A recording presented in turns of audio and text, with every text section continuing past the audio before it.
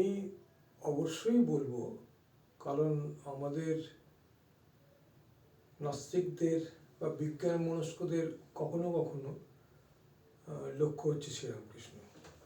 কারণ very soft target, ওনাকে নিয়ে দুটো কথা বললে, বাজে কথা বললে কেউ গলাটা কেটে নেবে না। কাজেই খুব সেফলি শ্রীরামকৃষ্ণকে খুব না পড়ে না জেনেই ক্রিটিসাইজ করার একটা রীতি চালু হয়েছে। আমি যে কথাটাগুলো বলবো সেগুলো একটু ভেবে দেখার মতন। আমি রামকৃষ্ণ মিশনের সঙ্গে যুক্ত নয়, আমি কারোর দীক্ষিত নয়, সুতরাং রামকৃষ্ণ মিশনের দীক্ষিত নয়, অতএব আমি ইম্পার্শিয়ালি বলার চেষ্টা করব। ধরুন 1884 সাল, 1884,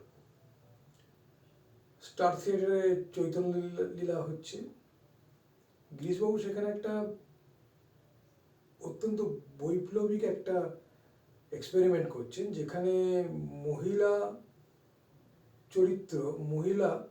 পুরুষ চরিত্রে অভিনয় করছে, অর্থাৎ পুরুষ চরিত্রে অভিনয় করছে মহিলা।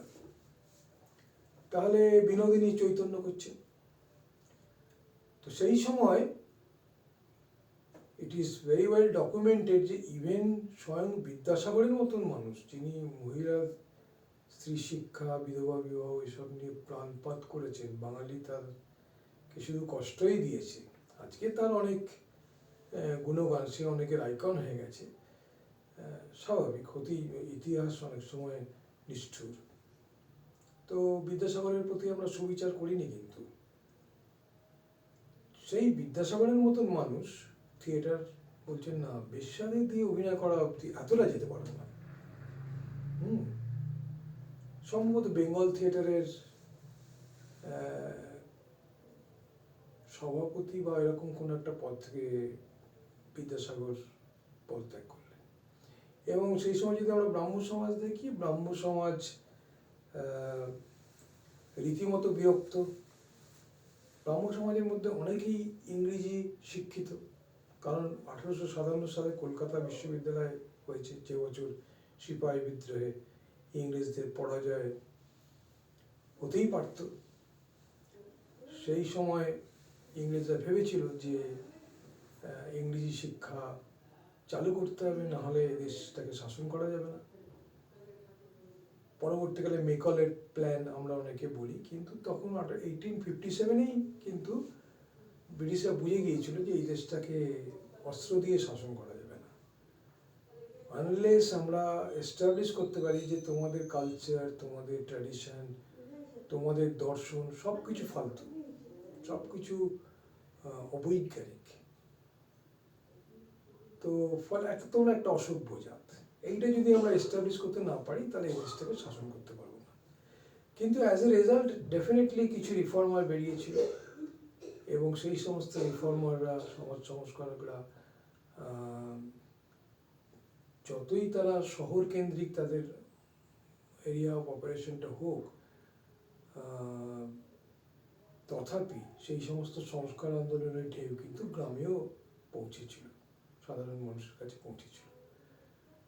তো ব্রাহ্ম সমাজ তার একটা অর্গানাইজড ব্রাহ্ম সমাজ, সংগঠিত ব্রাহ্ম সমাজে তার একটা এই ইংরেজি শিক্ষার একটা অবদান ছিল।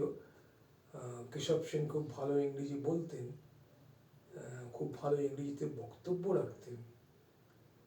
ভিক্টোরিয়া তার বক্তব্য শুনতে চেয়েছেন, তিনি গিয়ে সেখানে বক্তব্য রেখেছেন। তো সেই ব্রাহ্ম সমাজেই কিন্তু তখন থিয়েটারের বিরোধী হয়ে উঠলো, কারণ থিয়েটারে বেশ্যারা অভিনয় করছে, সেখানে ভদ্রলোকেরা যাবে না, যুবক ছেলেরা নষ্ট হয়ে যাবে। কিন্তু শ্রীরামকৃষ্ণ গেলেন 1884, বেশ্যাদের অভিনীত থিয়েটার দেখতে যাওয়া, যেখানে স্ট্রং অপোজিশন, ইন্টেলেকচুয়াল অপোজিশন, সেইখানে উনি কোনো কিছু তোয়াক্কা না করে চৈতন্য লীলা দেখতে যাচ্ছেন, এটা একটা বৈপ্লবিক পদক্ষেপ। এবং সেই চৈতন্য লীলা যিনি অভিনয় করছেন বিনোদিনী, তিনি আজীবন শ্রীরামকৃষ্ণের ভক্ত থেকেছেন,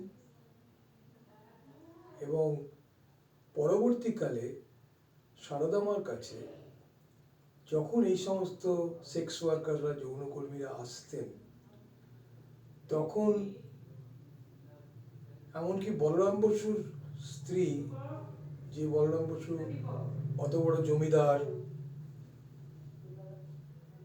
বলরাম বসু অত বড় জমিদার, তার বাগবাজারের অত বড় বাড়ি যেখানে শ্রীরামকৃষ্ণ এতবার গিয়েছেন, সেই বলরাম বসুর বউও ছিলেন সহধর্মিণী। তিনি বলেন, না, আর মায়ের কাছে আসা যাবে না, এই সমস্ত ছোট লোকেরা আসছে, মানে মায়ের কাছে তো বাগদি, তুলে, ডোম, সারদামার কাছে পেশা সবাই আসতেন। তো সারদামার সেই বৈপ্লবিক উচ্চারণ যে তোমাদের পছন্দ না হলে তোমরা এসো না, বড় লোকের বউদের বললেন, তোমাদের পছন্দ না হলে তোমরা এসো না, কিন্তু ওরা আসবে। নাস্তিকতা এই ঘটনাগুলোকে কিভাবে দেখবে, এই প্রশ্নটা রাখছি।